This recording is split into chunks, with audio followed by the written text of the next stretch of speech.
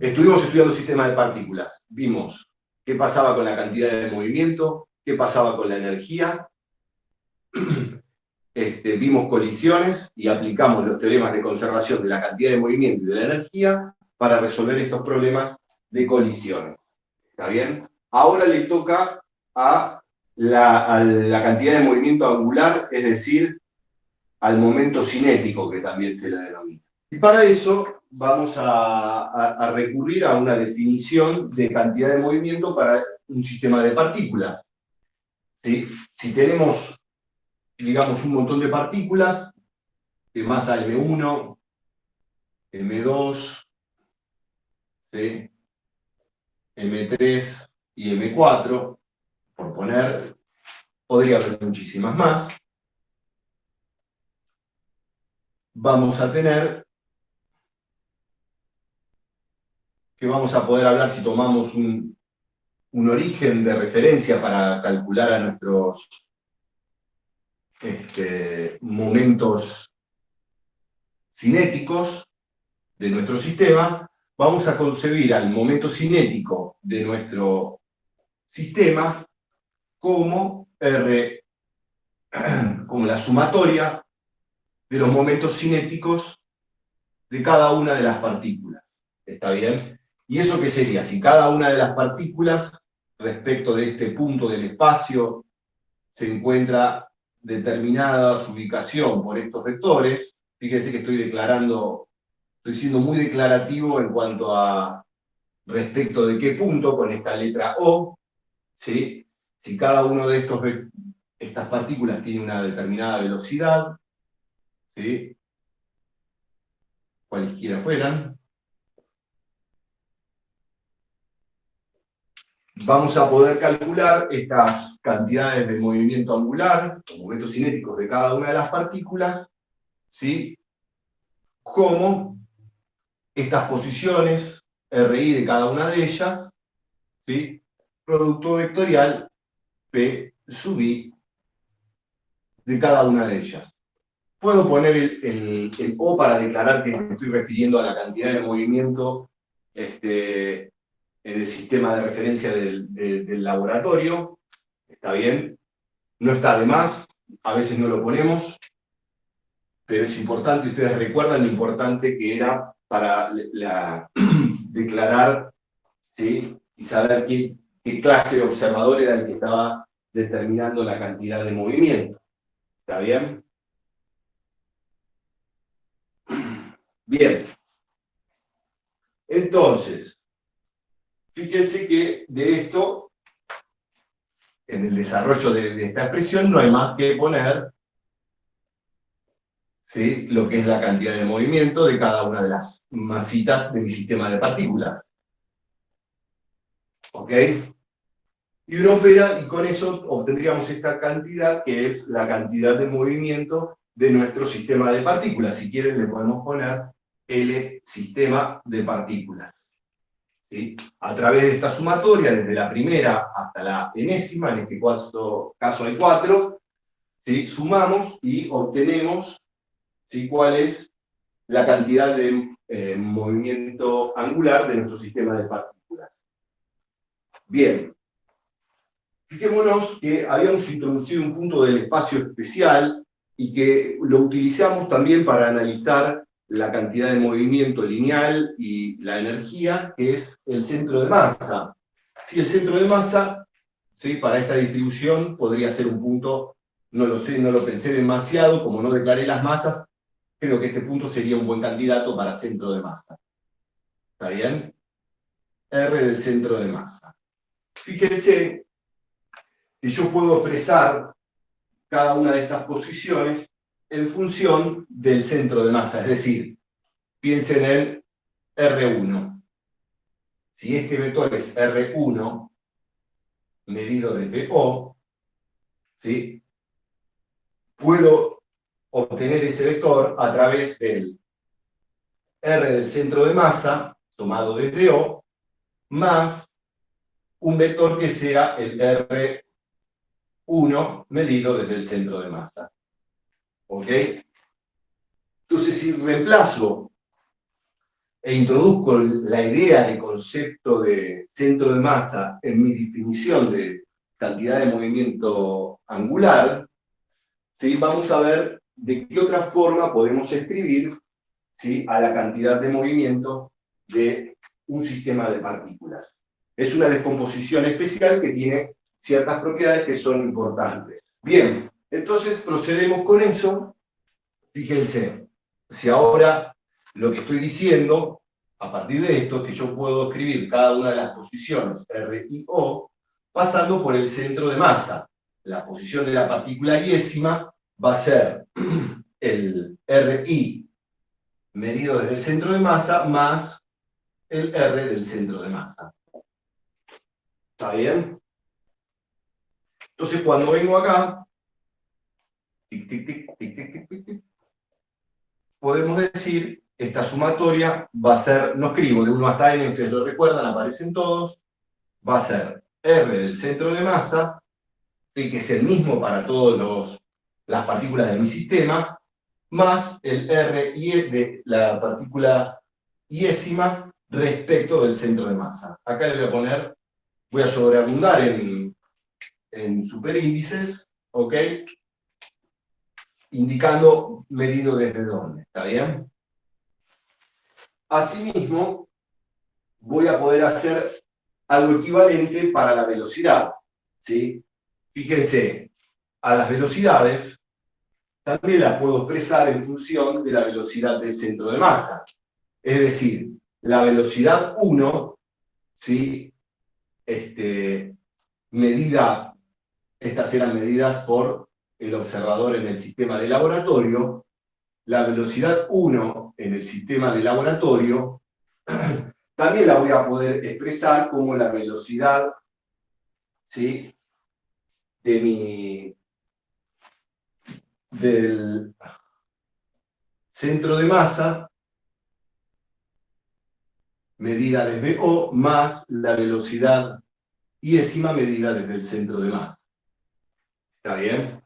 Si completo con esa idea, acá voy a tener MI por la velocidad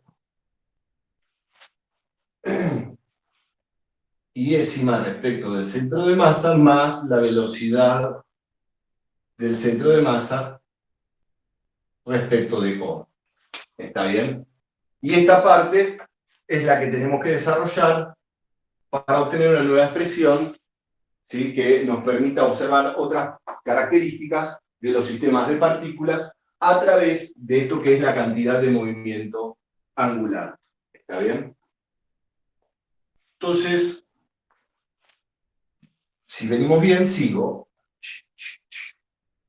Entonces, cuando desarrollamos esto, tenemos que hacer distributiva. ¿Está bien? Y me van a aparecer 4 términos. Estamos escribiendo el L del sistema, ¿sí?, visto desde el sistema de laboratorio, ¿sí?, y desarrollamos hasta acá.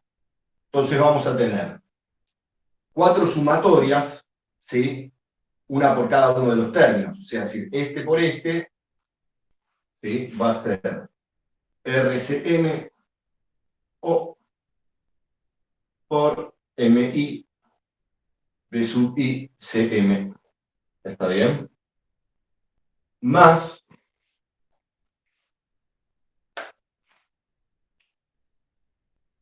se tiene, hago la distributiva y después parto por cada uno de los términos que me quedaron, ¿no? R, CM, O por MI, velocidad del centro de masa, respecto de O, más, vamos a tratar de comprimir porque no me va a dar el ancho del pizarrón, RI respecto del centro de masa, más por MI, con BI, el centro de masa, más sumatoria 1, 2, 3, me falta uno, sí. RI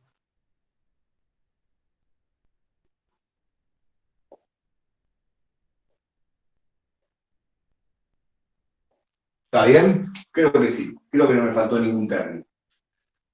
¿Está bien? Esta expresión desarrollé, ¿sí?, el producto vectorial que está acá, hice distributiva y obtuve esto que está acá.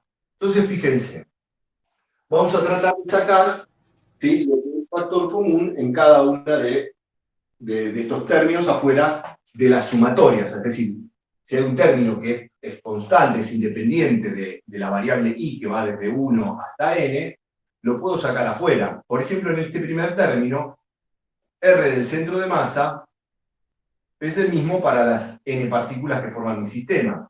O sea que tengo RCM por la sumatoria de MI, la velocidad iésima de cada partícula medida desde el centro de masa. Ahora llegamos a este caso donde tenemos RCM es el mismo para todos, ¿sí? Y BCM también. RCM y BCM son iguales para todos los términos, es decir, esto me quedó, a ver si queda prolijito y se entiende, producto vectorial, sumatoria de MI,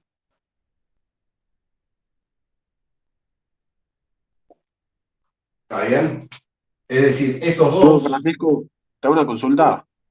¿Por qué Sí, se mantienen esos vectores? y porque, perdón, cambio de partícula, la posición del centro de masa cambia, No. Ah, ok. la velocidad del centro de masa cambia, no. Es Ok, decir, ok. me quedó el producto de estos dos vectores que son independientes por un escalar, que de hecho este escalar es la masa total. ¿Ok? Perfecto. Bien, Gracias. por favor, de nada.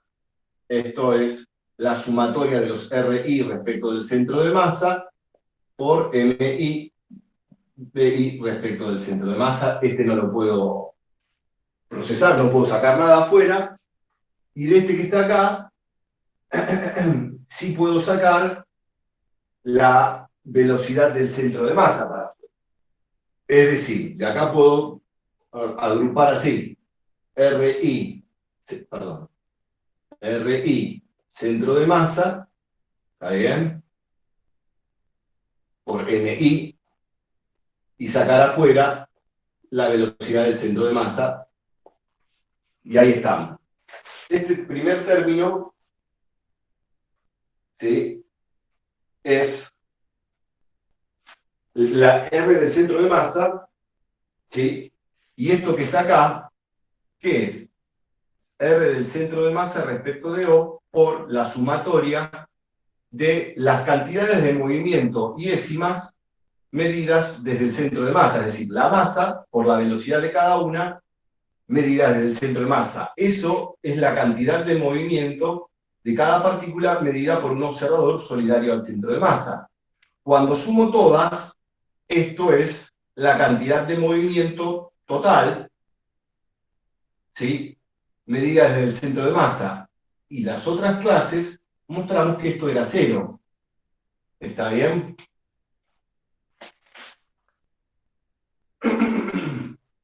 Es decir, que este primer término nos va a dar RCM por cero. Es decir, cero.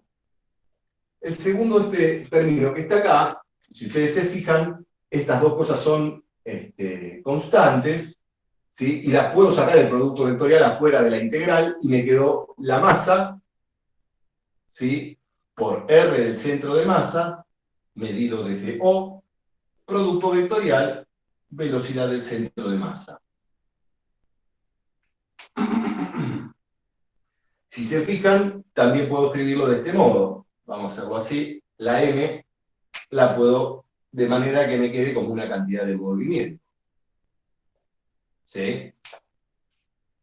De hecho, esto es la cantidad de movimiento, ¿sí?, total de mi sistema. ¿Está bien? Medida por un observador en el sistema O. Después tenemos este término, ¿sí?, que no lo pude achicar, y si ustedes se fijan, ¿qué involucra? Las posiciones de cada una de las partículas medidas desde el centro de masa, ¿sí?, por las cantidades de movimiento tomadas, ¿sí?, desde el centro de masa. ¿Está bien? Es decir, esto que está acá lo podríamos escribir como, vamos a hacer ese pasito intermedio, RI CM por P sub I respecto al centro de masa. Y lo otro que queda acá, fíjense, ¿qué es esto que está acá? Es la sumatoria de cada una de las partículas, de las posiciones de cada una de las partículas respecto del centro de masa, multiplicado por la masa iésima. O sea, ponderadas esas posiciones por cada una de las masas. Es decir, esto no es más que la masa total por el R del centro de masa medido desde el centro de masa. Y esto que está acá es el vector nulo. Es decir, ¿cuál es la posición del centro de masa medida del centro de masa? 0. ¿Está bien? Es un vector nulo. Así que este término que está acá me queda 0 por velocidad del centro de masa, 0. ¿Está bien? Es decir, de todo esto que tenemos acá, nos quedaron dos términos. ¿Está bien? Este que está acá, ¿sí?, lo vamos a denominar L orbital. ¿Sí? Medido desde O. Si ustedes se fijan, claro, este término está asociado, ¿sí?, a la traslación del centro de masa del sistema de partículas. Fíjense, estamos concentrando toda la masa del sistema de partículas, ¿sí?, en la posición del centro de masa, ¿sí?, y esta cantidad está asociada a la velocidad de ese punto. ¿Sí? Todo tomado desde el sistema de laboratorio O. Bien, este otro término que está acá, ¿sí?, lo vamos a llamar L spin. Y fíjense que está ponderando el movimiento, la cantidad de movimiento de cada una de las partículas alrededor del centro de masa. Está caracterizando, perdón, el movimiento de las partículas alrededor del centro de masa, y este valor es independiente, ¿sí?, de mi elección de O. No aparece en nada. Es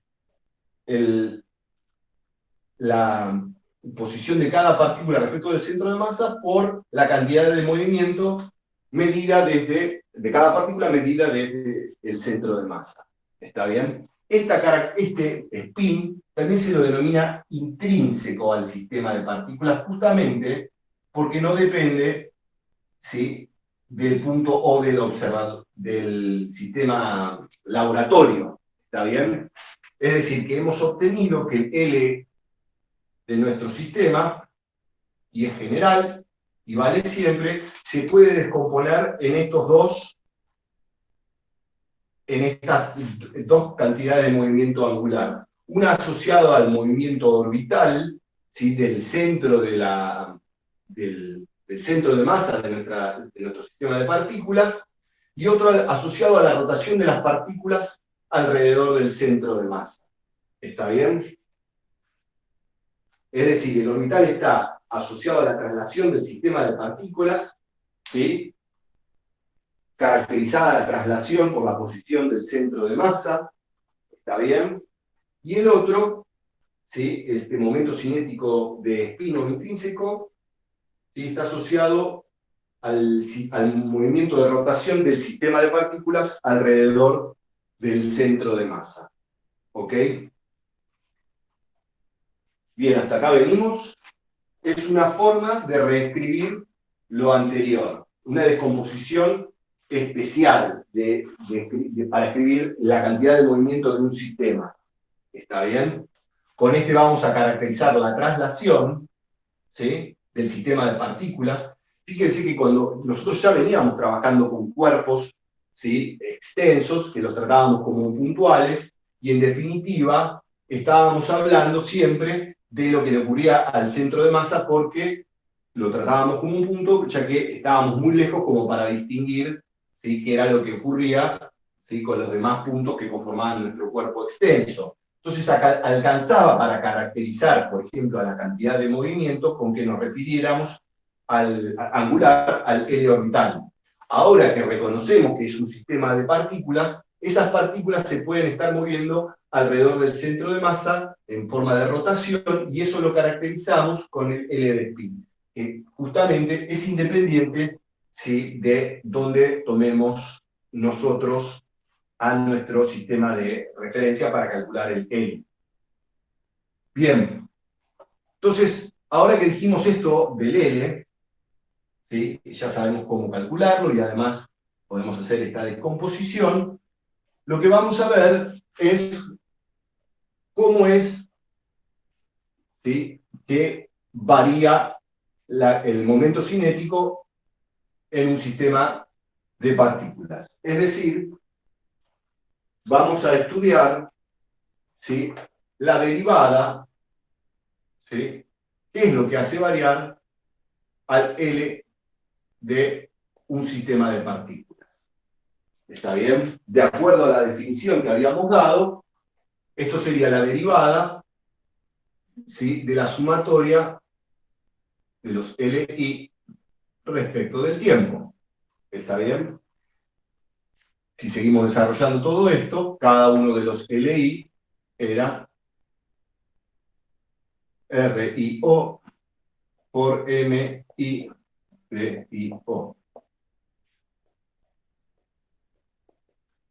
Y como ya hemos hecho en otras oportunidades, cuando hacemos la derivada del producto, es la derivada del primero por el segundo sin derivar, más la derivada más el primero por la derivada del segundo, el primero sin derivar más la derivada del segundo. Bien. Fíjense que MI no engroma para nada, lo puedo mover, es un escalar, lo pongo donde me quede más cómodo. Y en definitiva, ¿sí?, cuando hago la derivada del primero, vamos a hacer, ¿cómo sería esto? El operador derivada pasa a la sumatoria, no hay problema, ¿sí? Sería derivada de RIO a DT, ¿sí?, por MI de IO. No me comí nada, derivé el primero por el segundo sin derivada. ¿Está bien? Y ahora, al revés.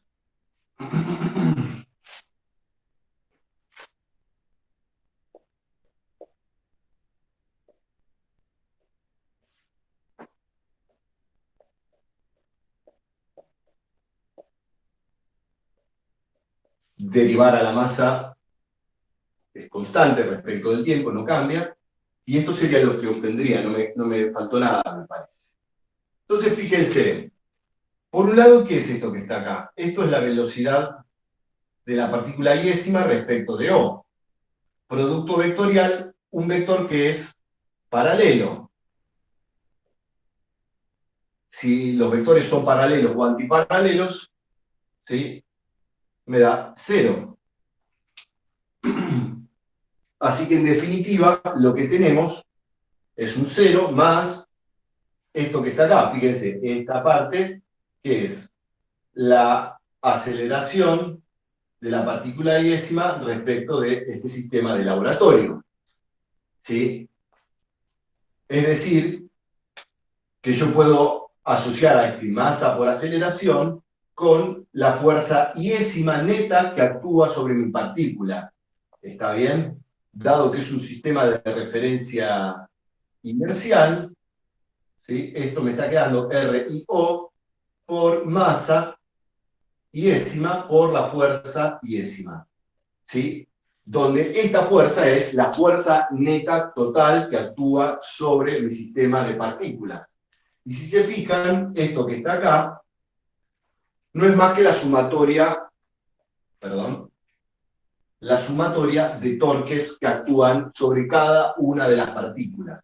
¿Está bien? Perdón, Francisco, la fuerza iésima, ¿no tendría que ser masa iésima por la aceleración? Sí, sí, mala mía. Ok, gracias. Gracias. No, gracias a vos que me quedaste de mistake. Masa iésima por la aceleración, gracias, fuerza iésima. Esto es la sumatoria de torques, ¿sí?, que actúan tomados desde el punto O sobre mi partícula. Ahora bien, acá estoy metiendo todas las fuerzas. Y se acuerdan que cuando trabajamos con sistemas de partículas, ¿sí?, teníamos que existía la separación o la clasificación entre fuerzas internas y externas a nuestro sistema de partículas. El hecho de definir un sistema de partículas ya hacía que las pudiéramos clasificar entre internas y externas a esas fuerzas. Veamos qué ocurre, ¿sí?, porque en principio acá estoy sumando sobre todos los torques que hay en mi sistema. Vamos a tratar de ver qué es lo que ocurre, ¿sí?, para un sistema de dos partículas, lo voy a mostrar. ¿Está bien? Es decir, borro esto y voy a analizar, ¿sí?, vengo de acá, ¿no?, de decir DELO a DT, el de San Lorenzo, no. Y es la sumatoria de fuerzas. Eso es lo que me viene dando. Pero este término me genera algunas dudas, a ver si tendré que tomar todos los torques o no. ¿Sí? Porque recuerdo que la cantidad de movimiento, ¿sí?, solo influía en las fuerzas externas. ¿Qué va a pasar con la cantidad de movimiento angular? Entonces, pensemos en un sistema de dos partículas, M1, M2, ¿sí?, acá está el punto O, este es R1O, este es R2O, ¿ok? Y tenemos que sobre esta actúa una fuerza 1 externa, que resume todas las interacciones de esta partícula con otros cuerpos afuera de este sistema, ¿sí? Y bueno, es un sistema de dos partículas, M1 y M2, ¿sí? Y tenemos que actúan sobre estas fuerzas, ¿sí? Tenemos fuerzas internas, sobre esta será F1,2, y sobre esta que está acá aparece una F2,1. ¿Está bien? Fíjense que tiene que ser de igual magnitud y dirección opuesta. ¿Está bien? Bueno, sobre esta otra que está acá, también en una dirección cualquiera, pongo una F2 externa que resume todas las interacciones externas. Entonces, cuando vengo a resolver y analizar esto que está acá, que voy a hacer la sumatoria de torques, ¿sí?, que actúan sobre mi sistema de partículas, voy a tener que considerar estos cuatro torques, ¿sí? Es decir, en este caso, cuando estudie los torques iésimos que actúan sobre estas partículas, considerando tanto las fuerzas internas como las externas, que era lo que deduje anteriormente, lo que encuentro es esto. ¿Cómo son esos torques? Fíjense, van a ser R1O, ¿está bien?, por, voy a poner primero las fuerzas externas, F1ext, más R2O por F2ext. ¿Está bien? Y después sumo y sigo por acá. Voy a sumar R1O por F1,2 más R2O por F2,1. ¿Está bien? Y ahí sumé todas. Estas son fuerzas internas. Y fíjense lo que ocurre. Esto va a pasar siempre porque existen los dos pares. Y va a pasar también debido a esta propiedad, ¿sí?, de que las fuerzas actúan en la misma línea. ¿Está bien? Fíjense, F2,1, ya lo dijimos hasta el cansancio, F2,1 es igual a menos F1,2. ¿Está bien? Entonces, si yo en lugar de poner F21 pongo menos F12 y me llevo el menos para acá, fíjense que yo puedo escribir R1, estoy reescribiendo este término nada más, ¿no? R1O por F12 menos R2O por F12. El menos lo llevé para adelante. Entonces puedo sacar factor común F12 y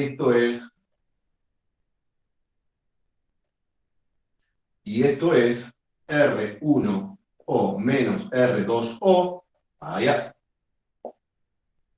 por F12. Entonces fíjense, ¿quién es R1 menos R2? Final menos principio, ¿no? Es este vector que está acá. Este vector que está acá es R1O menos R2O. ¿Está bien? Y este vector son paralelos y su producto vectorial es cero. Por lo tanto, solo me van a quedar los torques externos. Y entonces, esta sumatoria de los torques que actúan sobre cada una de las partículas resulta ser la sumatoria de los torques externos a mi sistema de partículas, aquellos que van a hacer que cambie la cantidad de movimiento. Entonces, esta va a ser la ley que nos va a servir para calcular cómo es que varía la cantidad de movimiento angular. Lo que sigue, ¿sí?, sería ver esto mismo a la luz de la otra descomposición que habíamos hecho para la cantidad de movimiento angular. Fíjense, me quedo con este resultado que hallamos acá. Habíamos dicho, ¿sí?, que estábamos interesados en conocer esto. Cómo variaba la cantidad de movimiento angular en general, ¿sí?, tomada desde un punto O.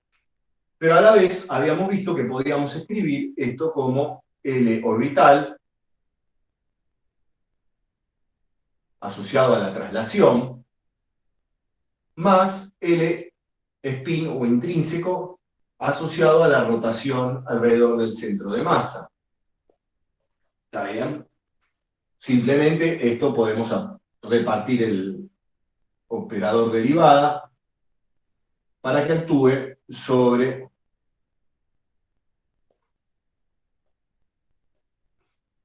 acá quiero hacer la aclaración, incluso en las diapositivas mías está medio, yo creo que no está muy unificada la notación, pero si se refieren como orbital y spin, nadie va a dudar de qué están hablando. Algunos le ponen sub CN a uno y a otros le ponen LO.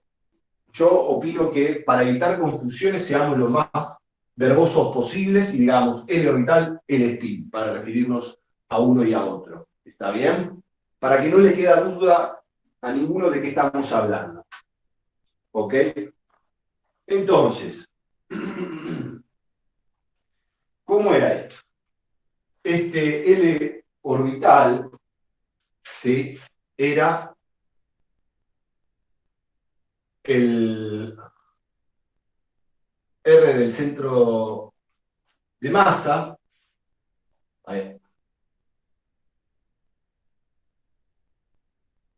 por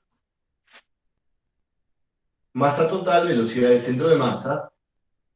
¿Está bien?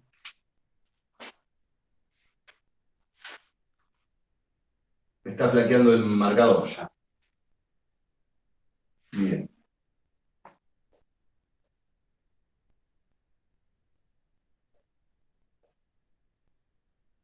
Ok.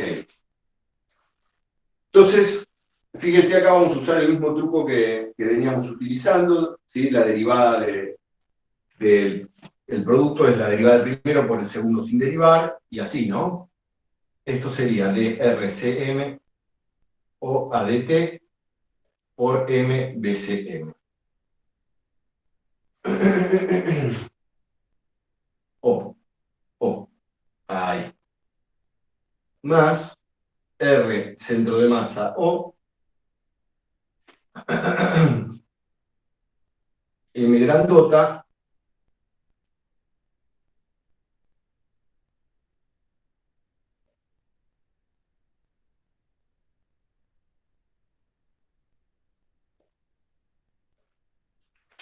Bien, creo que no me faltó nada.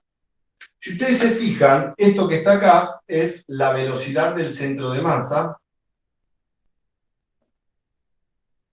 medida desde O, al multiplicar por la masa, velocidad del centro de masa, medida desde O, son paralelos entre sí, esto me da 0. ¿Está bien? Esto que está acá, ¿sí?, es la aceleración del centro de masa. ¿Está bien? Es decir, esto es m centro de masa. ¿Está bien? Es decir, que todo esto que está acá es R del centro de masa por, ¿qué es esto que está acá? La sumatoria de fuerzas externas. Esta es la fuerza neta que actúa externa sobre mi sistema de partículas. ¿Sí? Es esa sumatoria de fuerzas, si se quiere, la que me relaciona, ¿sí?, en la dinámica del centro de masa. Cómo es que se va a acelerar depende de la sumatoria de fuerzas externas. Así que, en definitiva, llegamos a esta relación. Spin, ¿ok?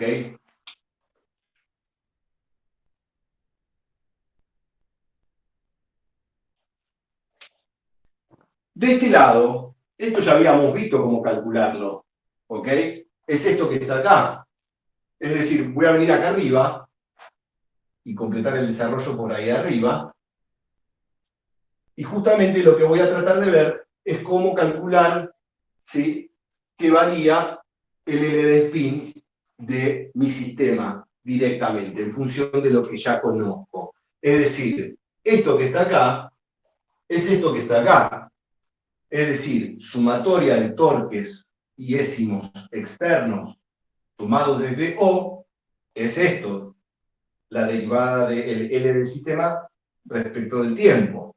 Y es igual a R del centro de masa, ¿sí?, por la fuerza externa, más la derivada del L spin respecto del tiempo. Y de acá, lo que podría obtener es justamente cuánto vale de L spin respecto del tiempo. Que si lo miro de acá sería hacer la sumatoria de los torques y ésimos externos respecto de O, menos R del centro de masa respecto de O por la fuerza externa aplicada. Fíjense, voy a desarrollar lo que es, ¿sí?, la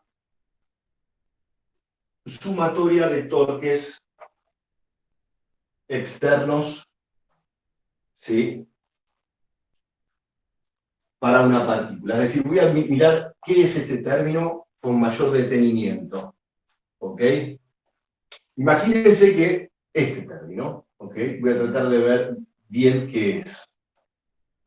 Entonces, fíjense, esa sumatoria, ¿sí?, si esta es la partícula iésima, ¿sí?, este sería el RIO, que me apunta a la partícula. ¿Se acuerdan que estaba el sistema de partículas? Podría haber varias partículas. Y supónganse que por acá, este que está acá es el centro de masa. Entonces voy a recurrir a lo mismo que habíamos visto antes. Este sería el R del centro de masa medido desde O. Este sería el RI medido desde el centro de masa. Es decir, cuando yo voy a calcular el torque iésimo externo respecto de O, voy a tomar el RIO y voy a hacer el producto con la fuerza externa neta que actúe sobre la partícula I. ¿Está bien? Y en ese sentido, si yo aprovecho esta relación que hay entre vectores, que me dice que RIO es igual a RCMO más RI del centro de masa, esto termina por ser, ¿sí?, igual a RCMO más RI del centro de masa, todo por FI externa. Bien. Entonces, cuando desarrollo esto me está quedando RCMO más R por A.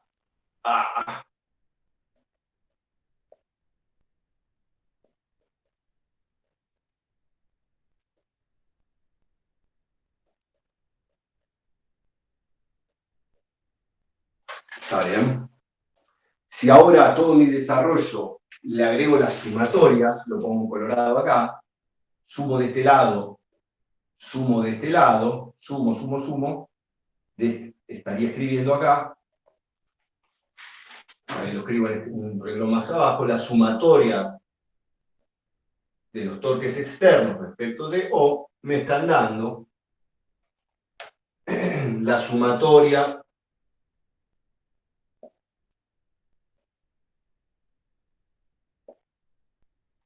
¿sí?, más la otra sumatoria. Se está muriendo esto. FI extra. ¿Ok? Y nuevamente aplico lo mismo que utilicé otras veces en la sumatoria. Saco afuera, ¿sí?, lo que es constante. Esto que RCM es independiente de la iésima partícula que estoy considerando, y me queda R del centro de masa o producto vectorial, sumatoria de las fuerzas I externas. Más, pero si se fijan en definitiva, ¿qué es esto? Son las posiciones de cada una de las iésimas partículas medidas desde el centro de masa por la fuerza que actúa sobre cada una de las partículas. ¿Está bien? Esto es la sumatoria de torques iésimos medidos desde el centro de masa. ¿Ok? Entonces, este término, en definitiva, lo que hallamos es la relación que hay, ¿sí?, u otra forma de descomponer esta sumatoria de torques externos sobre cada una de las partículas del sistema. Si vengo con esto y lo reemplazo acá, en esta relación lo que desarrollamos es a qué es igual esto, es igual a RCMO por la sumatoria, ¿sí?, de las fuerzas I externas. Esto que está acá es la F externa neta que actúa. Es decir, lo único que me queda afectando al I de spin, al L de spin, ¿sí?, es esta sumatoria de torques iésimos medidos desde el centro de masa. Y esta es otra ecuación que va a ser de mucha utilidad para resolver y averiguar cómo es que está rotando nuestro sistema. Es decir, lo que va a hacer que cambie el L de spin van a ser los torques, ¿sí?, el torque neto que yo tenga tomado desde el centro de masa. ¿Está bien? La variación de P estaba relacionada a la acción de las fuerzas externas, ¿sí?, y sabíamos que la derivada de P respecto del tiempo, P cantidad de movimiento, era igual a la sumatoria de fuerzas externas. Y de observar esto, concluíamos dos cosas. Si no hay fuerzas externas, o unas cuantas, ¿no? Había varias formas de que P se conservara. Que las fuerzas externas fueran cero o que la sumatoria fuera cero, cuestiones equivalentes, ¿sí? O bien que las fuerzas actuaran fueran acotadas, esa sumatoria de fuerzas, y actuaran en un tiempo, vamos a llamar esto fuerza externa neta, vamos a ponerle sub I, así se diferencian y no sobrecargamos los símbolos, o que esta fuerza externa, ¿sí?, actuara en un tiempo, intervalo de tiempo muy corto y que fuera acotada. Si eso ocurría, ustedes sabían que esto era P en un tiempo 2 menos P en tiempo. Está mojado el pizarrón y no se ve. P en tiempo 1. Y esto era igual a la integral entre T1 y T2 de esta fuerza externa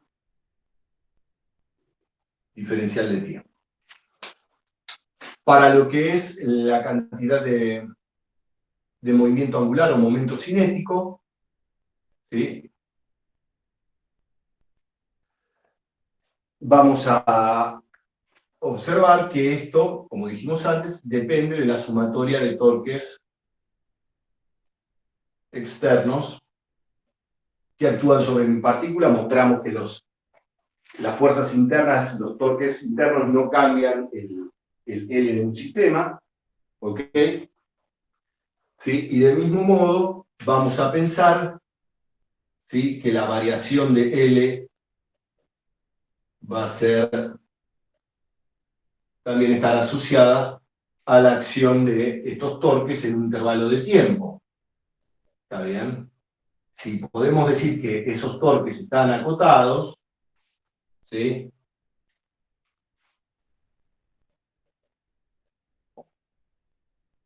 entonces, y el intervalo de tiempo es muy breve, vamos a poder decir que el L es constante. Es decir, aplicando estas ideas, por supuesto, si no hay torques externos, listo, es cero. Si los torques existen, están acotados, pero actúan en un intervalo de tiempo muy corto, también vamos a poder decir que no cambia la cantidad de movimiento angular. ¿Está bien? Y lo otro que ya habíamos visto, ¿sí?, de la energía, la conservación de la energía va a variar en tanto y en cuanto la energía mecánica va a depender, acá claramente todo el mundo está de acuerdo, actúa, ¿sí?, una idea de carácter integral, que es el trabajo de las fuerzas no conservativas, y como dijimos, acá entraban tanto las internas como las externas, y van a causar que cambiara la energía cinética, la energía, perdón, en general de mi sistema de partículas. Lo otro que les iba a contar era un término que quizás había aparecido antes, y es el de centro de gravedad. ¿Ok?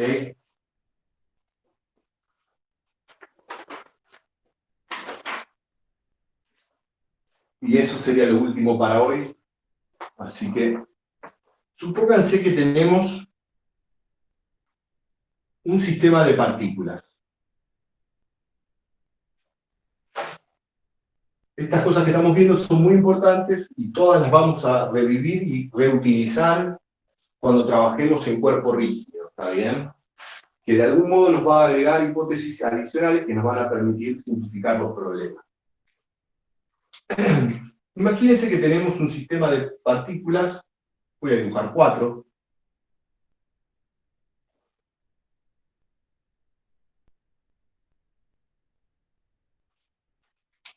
Bien. Y me gustaría saber si para este sistema de partículas, ¿sí?, si puedo encontrar una fuerza, ¿sí?, que de algún modo, si estas partículas están sometidas a un campo gravitatorio, sabemos que aparece una fuerza gravitatoria, por ejemplo, así podría ser. No voy a resolver el caso general porque es muy complicado, pero sí admitamos que como estas partículas están en distintas alturas, podrían actuar, por diferencia de alturas, distintos valores de fuerza de gravedad. Es decir, acá actuaría una fuerza que sería M1G1, acá una fuerza que sería M2G2, M3G3, M4G4. ¿Está bien? Debido a que estamos en un campo gravitatorio y reconocemos, ¿sí?, que las gravedades podrían ser de este modo. Una G sub I en dirección de Ubersor. ¿Sí? Todas paralelas, pero para este lado. Entonces, si me preguntan por la fuerza, yo voy a poder pensar en una fuerza equivalente que obtengo a través, ¿sí?, de todos estos pesos P sub I, que serían MI, GI, ¿sí?, para cada una de las partículas. En definitiva, esto me terminaría dando, ¿sí?, MI, vamos a hablar de una fuerza, se va a confundir con la cantidad de movimiento, pero bueno, veníamos ya sobrecargando bastante, MI, G sub I, sumatoria así, en Ubersor. ¿Ok? Es decir, todo esto que está acá lo podría llamar P en Ubersor, siendo Ubersor esta dirección. Bien. Entonces, ya sabemos que si sumamos todas las fuerzas y la aplicamos sobre el centro de masa, ¿sí?, obtenemos la traslación del sistema. ¿Ok? ¿Qué ocurrirá en el caso de los torques? Es decir, ¿podré reemplazar a todos estos torques? ¿Sí? Que tendría que calcular haciendo como la sumatoria de cada uno de los torques sub I para un observador O, vamos a decir O lo ponemos acá, por una única fuerza, un único torque de esta fuerza P respecto al observador O, es decir, cada una de estas partículas está en una posición R1O, R3O, el O lo estoy poniendo arriba, R2O, R4. ¿Podría hacer algo y encontrar un punto del espacio en el cual la sumatoria de torques sea equivalente a la de a la sumatoria de torques individuales? De este lado de la igualdad, yo voy a tener que sumar cada uno de los torques individuales, es decir, cuando desarrollo de este lado, yo estaría sumando sobre R y O, producto vectorial, M sub I, G sub I, en Ubersor. Estoy admitiendo que pueden ser distintos los valores de G, pero que van todos en la misma dirección por simplicidad. Y lo que me gustaría ver es si yo puedo reemplazar a todas esos torques por un único torque aplicado en un punto del espacio, que es al cual vamos a denominar centro de gravedad. Entonces, en ese caso, sería este punto, el centro de gravedad, sería un punto por ahí, qué sé yo, dibujo, me imagino un punto del espacio, centro de gravedad, ¿sí? Y va a ir multiplicado justamente por esta fuerza, ¿sí?, P en Ubersor, resultante de toda la suma. Fíjense, yo puedo poner acá, el Ubersor aparece en todos lados. Es decir, que yo podría poner sumatoria de MI, G sub I, que son escalares, R y O, producto vectorial, Ubersor, que aparece en todos los términos de la sumatoria. Y de este otro lado, podría poner R del centro de gravedad por P, un escalar, todo por Ubersor. Por igualdad de vectores, esto que está acá tiene que ser igual a esto que está acá.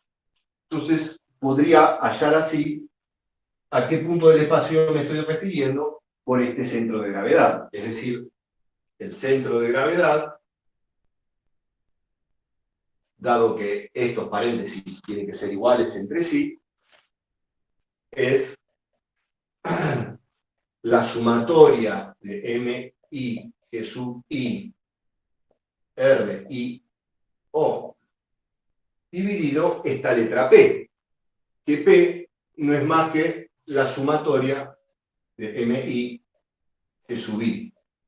Con esta cuenta que hicimos, queremos mostrar que en general este número es distinto al centro de masa. ¿Sí? ¿Por qué? Porque aparece esto que está acá, estos que subí, ¿sí? Yo no los puedo cancelar, así nomás. Esta expresión, el centro de gravedad, va a coincidir con el centro centro de gravedad, va a coincidir con el centro de masa, si G sub I es igual a una constante, por ejemplo, todas son G, me va a quedar que el centro de gravedad va a coincidir con el centro de masa. Caso contrario, esto no ocurre. ¿Está bien?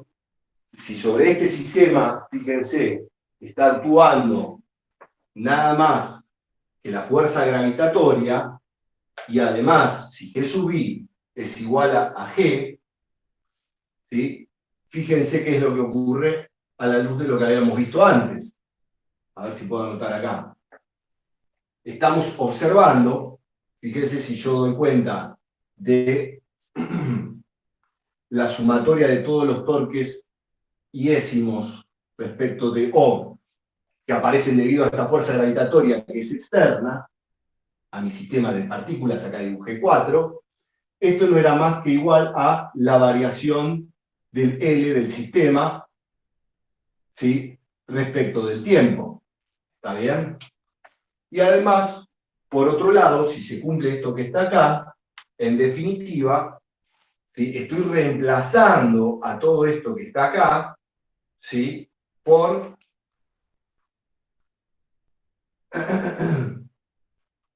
¿sí? A esta sumatoria de torques por el torque de una única fuerza que aplico en el centro de gravedad. R del centro de gravedad por esta fuerza P en U versor. ¿Está bien? Si esto coincide, vamos a llamarla P porque es la fuerza peso que veníamos trabajando hace bastante tiempo. Si esto coincide con el centro de masa, tenemos que R del centro de masa por P, que es la fuerza externa que estábamos aplicando, es igual a nuestra variación del L del sistema. ¿Y qué habíamos visto hace un rato? En general, el L del sistema era igual a R del centro de masa por la fuerza externa, ¿sí? Más la derivada del L spin respecto del tiempo. Si esta F es la fuerza externa, ¿sí? Este término es este mismo término que estamos diciendo acá, y necesariamente el L de spin es igual a 0. Es decir, que la fuerza gravitatoria, si estamos en las cercanías de la superficie de la Tierra y vale la aproximación de que los G sub I que actúan sobre cada una de las partículas son iguales entre sí, ¿sí? Porque no están a alturas muy distintas, ¿sí? El R del centro de masa coincide con el centro de gravedad, ¿sí? Y la variación del L del sistema la podemos calcular directamente con esto que proponemos acá, con el torque de esta fuerza aplicada al centro de masa, ¿sí? Es decir, podemos calcular la variación del L del sistema como R del centro de masa por la fuerza peso, y eso además nos está diciendo de que ese L que estamos calculando es el L orbital tomado desde O, ya que el L de spin no varió nada. Es cero el efecto que produce sobre la rotación intrínseca, ¿sí? De un sistema de partículas, una fuerza gravitatoria, ¿sí? Que es homogénea en el espacio que ocupa ese sistema de partículas. ¿Está bien? Bueno, eso es todo lo que tenía que decir por hoy. ¿Está bien? Bueno, esto del centro de gravedad afecta bastante a los que les contaba acá, a los cuerpos celestes, a los planetas, a los satélites, ¿sí? En general, por las dimensiones que tienen, no podemos considerar que el centro de gravedad coincide con el centro de masa, y en particular, por ejemplo, en la Luna, que podemos pensar en un cuerpo extenso como la Luna, en un sistema de partículas, el centro de gravedad no coincide con el centro de masa. O sea, si uno toma a la Luna como una esfera, acá estaría el centro de masa, y el centro de gravedad aparece un poquitito corrido. ¿Ok? Vos tenés que algunos, si la Luna fuera una esfera perfecta, ¿sí? Estos R sub i estarían todos a la misma distancia del centro de masa. Las masitas de cada cachito de la Luna las podríamos pensar de igual peso, pero los G sub i no serían de igual peso. Pesarían más, haría que pesen más las posiciones que están, suponete si acá está la Luna, pero aquí es un dibujo medio feo, van a pesar más las posiciones que están más cerca de la Tierra. ¿Sí? Porque el G sub i de un punto que está por acá va a ser mayor que el G sub j que va a estar por acá. Vamos a decir en magnitud, ¿no? ¿Ok? Y me van a desplazar a dónde va esa suma. ¿Sí? Por la no homogeneidad del campo gravitatorio, que es más evidente en un cuerpo ya de la extensión de la Luna. ¿Ok? En cambio, cuando estemos cerca de la superficie y hagamos la suposición que estamos acostumbrados de que la G es la misma para todos los puntos, para un cuerpo, vamos a poder directamente decir eso que veníamos diciendo. ¿Sí? Algunas veces implícitamente, cuando teníamos un objeto extenso, yo dibujaba una pelota, una esfera, un cuerpito, y le aplicaba directamente la fuerza, ¿sí? Peso, al centro de gravedad o al centro de masa, que ambos coincidían. ¿Está bien? Y cuando calculábamos los torques, ¿sí? Debidos a la fuerza peso, también considerábamos el punto de aplicación de la fuerza peso en el centro de masa de ese cuerpo. Es decir, si son objetos que tienen cierta simetría, ¿sí? Y homogeneidad, vamos a poder ponerlas en el centro geométrico. ¿Está bien? En una varilla, ¿sí? El peso, vamos a poder decir que actúa sobre el centro de masa. ¿Está bien?